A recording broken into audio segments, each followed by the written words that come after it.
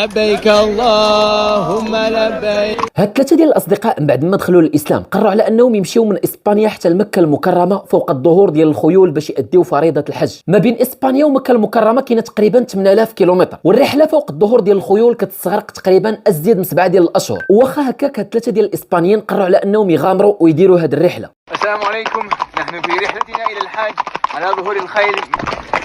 الا كنتي كتسائل علاش اختاروا بالضبط الخيول وماشي شي وسيله اخرى، وكيفاش حتى داروا لهاد الرحله وفين وصلوا حاليا، فكمل معايا الفيديو حتى الاخير باش تعرف التفاصيل ديال القصه ديالهم كامله. دير غير واحد لايك وما تنساش تبارطاجي الفيديو، وعلى بركه الله. القصه ديال هاد ثلاثه ديال الاصدقاء بدات في جنوب اسبانيا. عبد الله هرنانديز وعبد القادر حركسي وطارق رودريغيز. هاد ثلاثه ديال الاصدقاء شحال هادي ما كانوش مسلمين، واول واحد غادي يدخل فيهم للاسلام هو الدكتور عبد الله هرنانديز اللي دخل الاسلام في سنه 1990. الدكتور عبد الله ملي دخل الاسلام بدا كيبحث وكيقرا في التاريخ ديال الاندلس، وتما غادي يكتشف على ان المسلمين في الاندلس شحال هادي كانوا كيمشيو من الاندلس حتى لمكه المكرمه باش يأديو فريضه الحج فوق الظهور ديال الخيول والدواب. عبد الله كيقول على انه فاش عرف هاد الشيء تاثر به وغيحس بانه محظوظ حيت دخل الاسلام، فغادي يدير واحد الوعد بينه وبين الله باش يمشي حتى هو من اسبانيا حتى لمكه المكرمه فوق الظهور ديال الخيول. والازيد من 30 سنه من سنه 1990 وعبد الله متمسك بهذا الحلم ديالو، حتى غادي يتلاقى مع جوج ديال الاشخاص الاسبانيين اللي حتى هما دخلوا للاسلام مؤخرا، فغادي يعاود لهم القصه ديالو وغادي يقترح عليهم الفكره باش يمشيو معاه من اسبانيا حتى لمكه المكرمه ويحققوا هذا الحلم مجموعي. الاصدقاء ديالو عجبتهم الفكره وبداو الاستعدادات لهذه الرحله، ومنذ سنه 2021 وهما كيستعدوا. الاشكال الاول اللي كان عندهم هو انهم يلقاو شي نوع ديال الخيل اللي غادي يتحمل هذه المسافه كامله ويتحمل كاع التضاريس والظروف المناخيه، وفي الموقع الرسمي ديالهم كيقولوا على انهم قلبوا مزيان وغادي يكتشفوا على ان الخيل العربي الاصيل هو الوحيد اللي غادي يقدر يتحمل هذه المسافه. فمشاو لواحد المزرعه في اسبانيا وشراو 8 ديال الخيول عربيه اصيله، ولكن قبل ما انهم يبداو هذه الرحله كان خاصهم على انهم يدربوا هذه الخيول ويجربوا واش عندها القدره باش تحمل هذه المسافه كامله. في البدايه في سنه 2021 داروا واحد الرحله اللي مشاو فيها لمجموعه من الاماكن في اسبانيا وقطعوا المسافه ديال 700 كيلومتر في المده ديال 16 يوم. موراها في سنه 2022 غادي يديروا رحله اخرى، غادي يمشيو من اسبانيا حتى للبرتغال في المده ديال 14 يوم في ظروف اللي قاسيه وجافه، وباش يزيدوا يتاكدوا من القدره ديال الخيول اللي شراوها على التحمل. في سنه 2023 غادي يديروا رحله اخرى في فصل الشتاء والبرد القارس،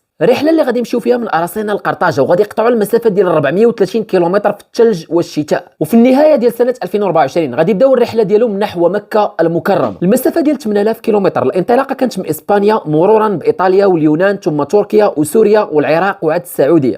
كمان عاده نقطع 40 كيلو كل يوم، واذا وصلنا نرتاح الى ساعه المغرب. حاليا ازيد من 6 ديال الاشهر وهاد الاصدقاء غاديين نحو مكه المكرمه، واثناء الرحله ديالهم غادي يدوزوا بزاف ديال المدن والدول في مختلف التضاريس والظروف المناخيه، الثلج، الصحراء، الجبال الشامخه والشتاء. واثناء الرحله ديالهم الدوله اللي كانوا كيدخلوا ليها كانوا كيستقبلوهم بالورد والهدايا وكيرحبوا بهم احسن ترحيب. وملي بداو الرحله ديالهم هما غاديين كيكبروا كيذكروا الله في الطريق كامله.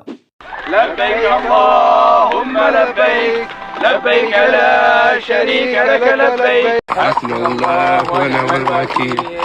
السلام عليكم. في سنة 2025 في هذا الشهر وفي هذا الأسبوع عبد الله والأصدقاء ديالو وأخيرا غادي يوصلوا للسعودية وغادي يدخلوا للصحراء ديال السعودية.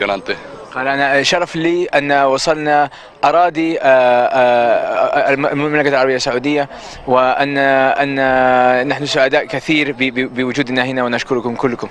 ومن المرجح على أن عبد الله والأصدقاء ديالو في هذا الأسبوع يقدروا يوصلوا لمكة المكرمة باش يأديوا فريضة الحج. الحمد والنعمة لك والملك. القصه ديال هاد الثلاثه ديال الاصدقاء بعد الدخول ديالهم للاسلام كتعلمنا على ان الصبر والايمان هو المفتاح ديال النجاح في اي حاجه، والا بغيتي تحقق شي هدف في حياتك خاصك غير توكل على الله وتنوض تقاتل عليه. طريق صعيبه ولكن كون متاكد على ان النهايه والنتيجه غادي تنسيك في ذاك العناء كامل. فالله يتقبل من هاد الثلاثه ديال الاشخاص ولا لا يحرم شي واحد من بيت الله ومن التأدية ديال الحج. ونتلاقاو في فيديو جاي ان شاء الله.